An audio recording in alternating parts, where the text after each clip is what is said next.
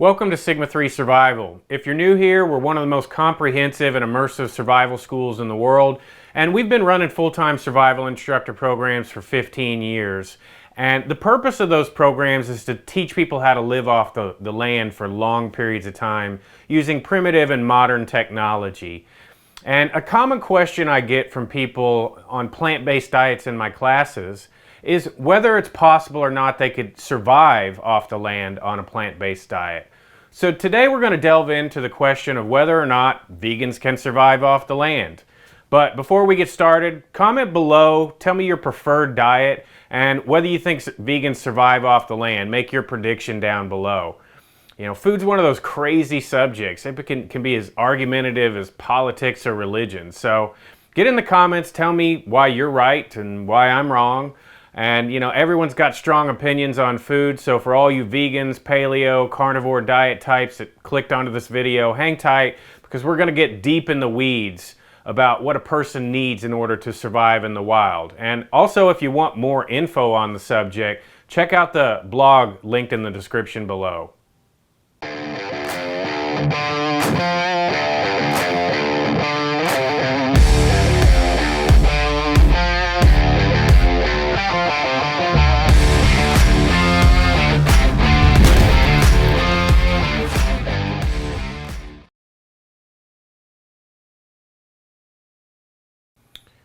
First, we got to break down the fundamentals of nutrition and what macros you need to survive in general. Now, there are only three types of macros, and those include fat, protein, and carbohydrates. And of the three macronutrients, carbohydrates are the only one you can do completely without. Now, you've been told for decades that human body needs carbs in order to function, but it's just not true. Through a process called gluconeogenesis, the body can convert proteins and fats into glucose. So of the three, the body doesn't need carbs at all to function. Now, your body does need glucose to function, but you don't need to consume glucose in order to produce glucose. And that's a good thing for anyone surviving off the land because carbohydrates are the hardest thing to find in the woods by far. There's only a few places on the planet that have abundant sources, and they're typically in tropical areas where bananas, coconut, breadfruit grows abundantly. And for most of the rest of the world, food high in carbs will be seasonal fruit, honey when it can be found, and the occasional tuber when they are in season and can be found also. But for the most part, there are no sources of readily available carbs to be easily had. Not to mention, any available carb source out there will be under heavy competition with animals in your local area. So carbs as a primary food source for the survivor are really kind of out the window in most climates most of the year. But when you measure how the body carries calories for later use, its preferred method is in fat and not in glucose and glycogen. The body most easily converts fat to fat. And even the smallest person will keep over 30,000 calories of fat on their body at all times, while most people don't carry much more than about 3,000 calories of glucose at any given time.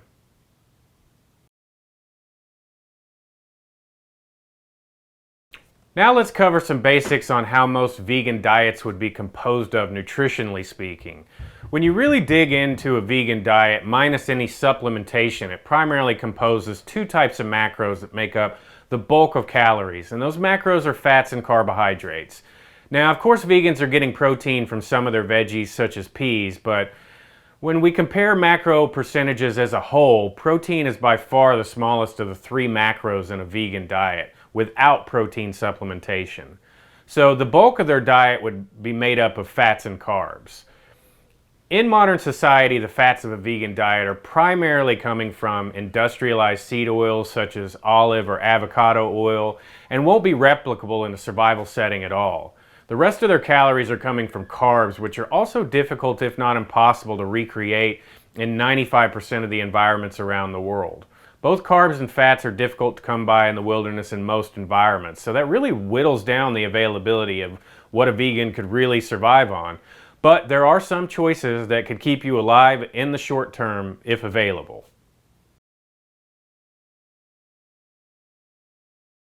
Of the available fat sources that might be available in the wild, you would need to rely on seeds for the most part.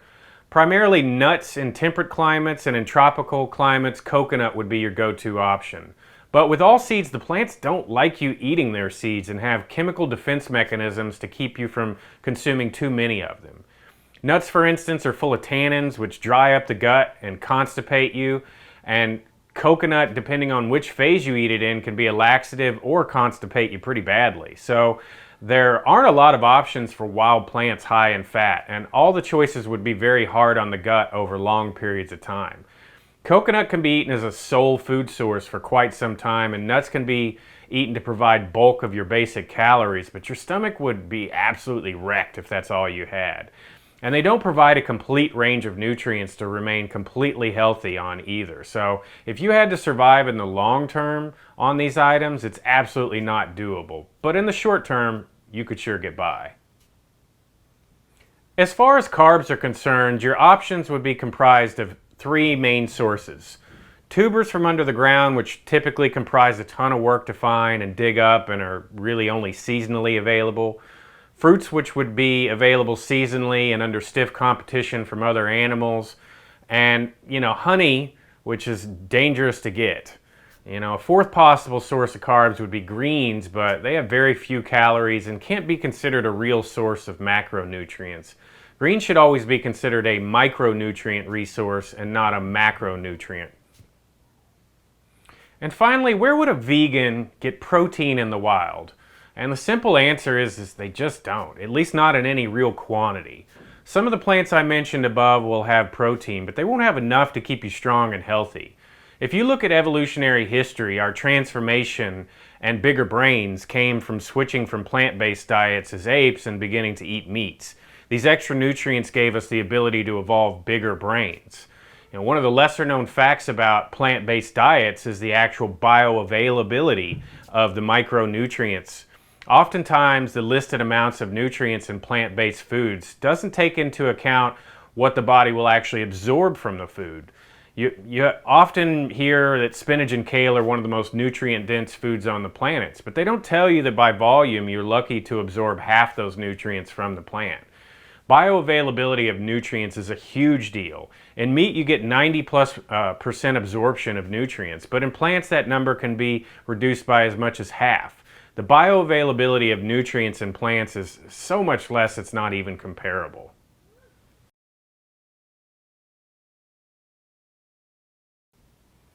Historically, the vegan diet is primarily new on the scene as far as human diets are concerned, and is mostly an invention of the modern agricultural system. The vegan diet wouldn't be possible without veggies trucked in from remote locations and processed seed oils.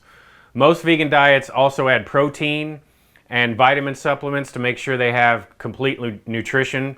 When we examine diets from the past, and specifically primitive cultures that lived off the land, you'll find that most of the cultures had more of a carnivore or paleo-based diet, and oftentimes the bulk of their calories came from hunting and fishing. Now, there are a few agrarian cultures in antiquity that ventured close to being meat-free, supplemented with animal-based products such as dairy, but they were rare, and agriculture, just frankly, is not surviving off the land, so they aren't comparable in the answers we're trying to find here. Now, outside of agriculture, you can't find any historical example of primitive humans living without meat as their primary source of calories.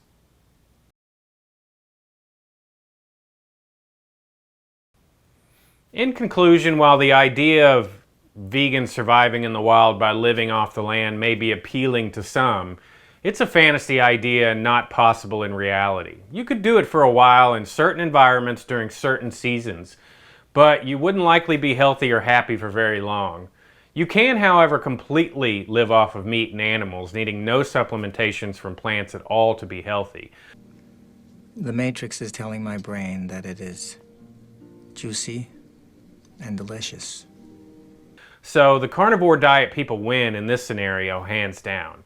There are primitive cultures that are 95% meat-based, but no primitive cultures that are 95% or more plant-based.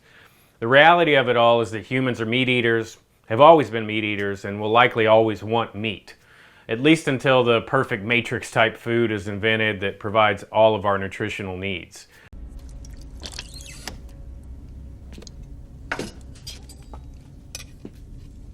Here you go, buddy.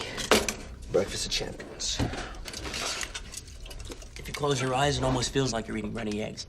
You know, a bowl of snot. It's a single-celled protein combined with synthetic aminos, vitamins, and minerals.